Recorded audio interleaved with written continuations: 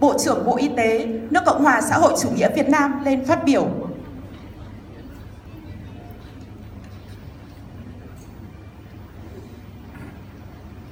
Kính thưa Phó Giáo sư Tiến sĩ Nguyễn Thị Kim Thiện, Bộ trưởng Bộ Y tế.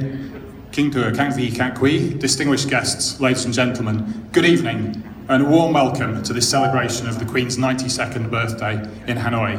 Thank you so much for taking the time to be with us tonight. I know that many of you will have enjoyed watching the royal wedding between Prince Harry and Meghan Markle just a few weeks ago. And I think one of the reasons that this captured the attention of so many people around the world was that while the wedding featured plenty of classic British pomp and circumstance, it also included some very modern touches. And in much the same way, I'm delighted that tonight we've once again been able to bring to Hanoi a slice of British heritage and ceremony in the form of our military musicians. But tonight we're also trying to showcase some elements of British creativity and innovation. I'm sure that you'll have all seen the beautiful Made in Britain Jaguar F-Type displayed outside, or our holographic displays on the way in. And actually, I think it's this pride in tradition combined with a readiness to evolve with the times, which is a key national characteristic of us British, and also key to our system of constitutional monarchy embodied by Her Majesty the Queen. Minister, ladies and gentlemen, 2018 is symbolically a very important year for the UK-Vietnam relationship, the 45th anniversary of diplomatic relations, and also 25 years since the British Council began operating in Vietnam. Later this year, to mark these anniversaries, we'll be organising a series of events in Hanoi, Ho Chi Minh City and elsewhere in Vietnam, showcasing British culture, education and innovation. We've designed these events to be forward-looking because we believe that our friendship and our partnership with Vietnam rests not on deep historical connections, but rather on the ever-growing mutual benefits of our present-day cooperation and the even greater potential for future partnership. Nevertheless, it's worth just taking a moment to reflect on how far we've come in the last few years, and especially since we concluded our strategic partnership in 2010.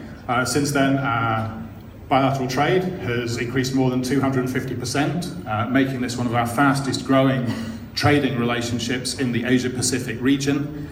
Cooperation in education and training, which is a central pillar of the strategic partnership, continues to flourish, ranging from the British Council working to support educational reform and improve the teaching of English in Vietnamese public schools, to the growing availability of British professional qualifications, degrees and exams within Vietnam.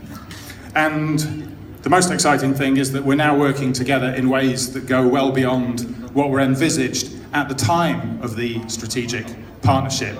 That document says very little about defence engagement, but we now have deep cooperation in the field of peacekeeping as Vietnamese troops prepare to take over from UK forces in running military field hospital in the UN mission to South Sudan.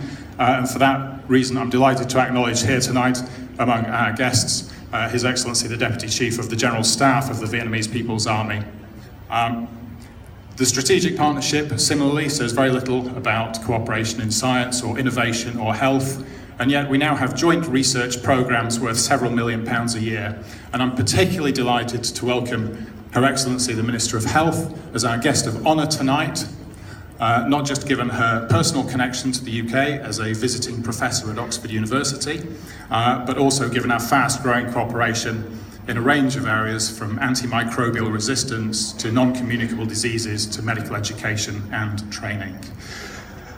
As the UK prepares to leave the European Union, we are absolutely committed to building our presence and our engagement in the Asia-Pacific region.